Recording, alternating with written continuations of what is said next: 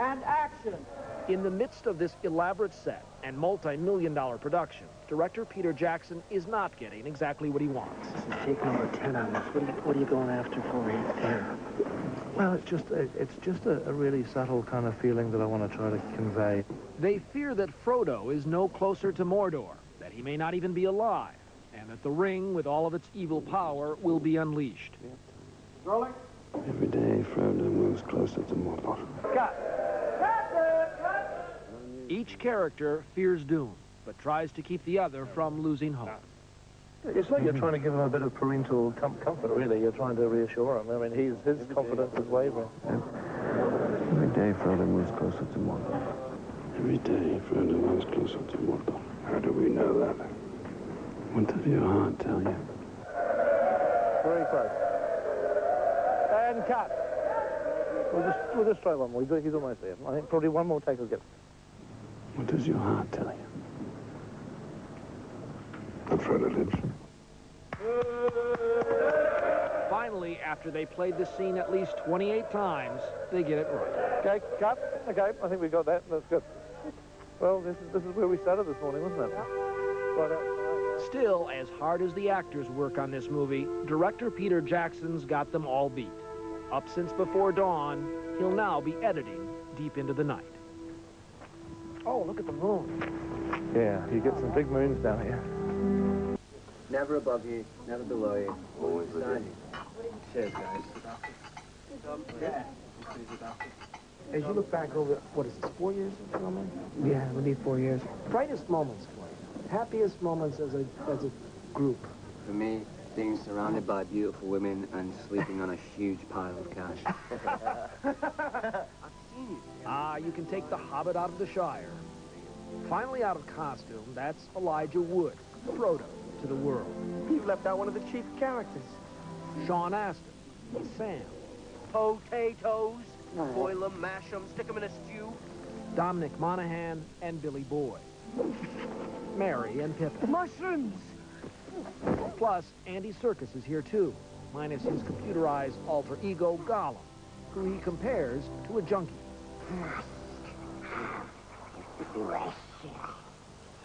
So the whole way I've kind of approached Gollum is that he's like a heroin addict. He's a junkie and the ring is his fix.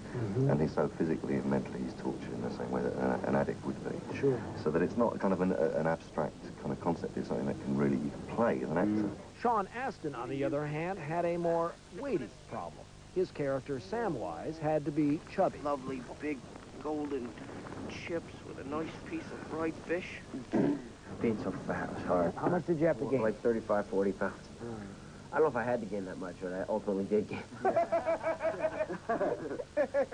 It started out where we would do sword fighting or, you know, rock climbing or whatever we were doing, and I could jump over anything, and sort of by the end it was like, well, Pete, I can't really bend down and touch my toes, so we staged this slightly differently so I can, you know. A few moments around this table, and you know these friendships will last long beyond the final cut. On this job, it's defined my social group, you know? It's created a new social group for me. Yep. I mean, I've gained lifelong friends, and my life path has changed as a result of it. More than just entertainment, the cast is aware that these movies, where fantastical hobbits join elves and kings to battle a great evil, have struck a deep chord with the public. What is it about now, you think, that the message of the movie seems to strike home to so many people? The story is so strong that anyone's going to respond to it, you know? And I think we as people all want to find the person that we most believe in, the person that will save the day, as being the everyday guy. Release him, or I'll cut your throat. Yeah. Because that's us.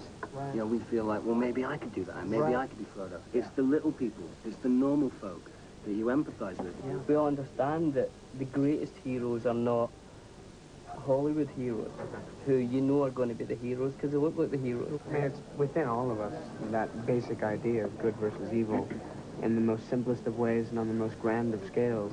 And I think that's why the book has remained such a popular book over time. I mean, I think the 60s, obviously, it was being mirrored against Vietnam and all of those kind of things, so the hippies really took it to heart. Yes, we did. What are we holding on to, Sam? There's some good in this world, Mr. Furlong, and it's worth fighting for. Perhaps one of the secrets of the success of these films is that they debuted in a world reeling from the September 11th attacks, a world where monsters truly lurk, and where, naively or not, the battle between good and evil seems to be waged daily. That battle seems so far away on this distant island, and yet the actors believe New Zealand's remoteness is part of the very soul of these movies. The fact that not only was it just simply New Zealand, but the fact that we were all out of our element here lent itself to the film. If I take one more step, it'll be the farthest away from home I've ever been. I don't think that the atmosphere that we were able to create on this, that family atmosphere, that closeness, would have been accomplished anywhere else. If we'd been in Los Angeles, life would have been just continuing as normal. Now everyone had to create we had to stop our lives for this. This became our lives, you know. Marooned on an island nation 11 hours from Hollywood. For the stars, months of their lives on set. Take after take as Jackson sought perfection.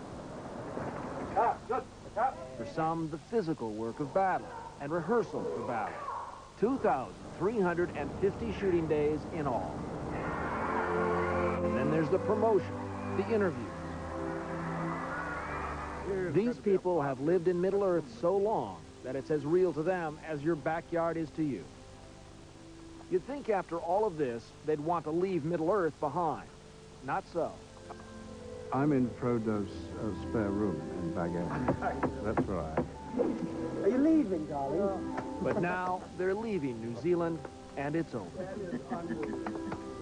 So I kind of lost touch with any other reality, and everyone used to feel the same way. Everyone was saying towards the end, how do you leave Middle-earth? You know, how do you make that journey back? It's so sad because I loved everyone, and saying goodbye was so painful. Okay, here we go.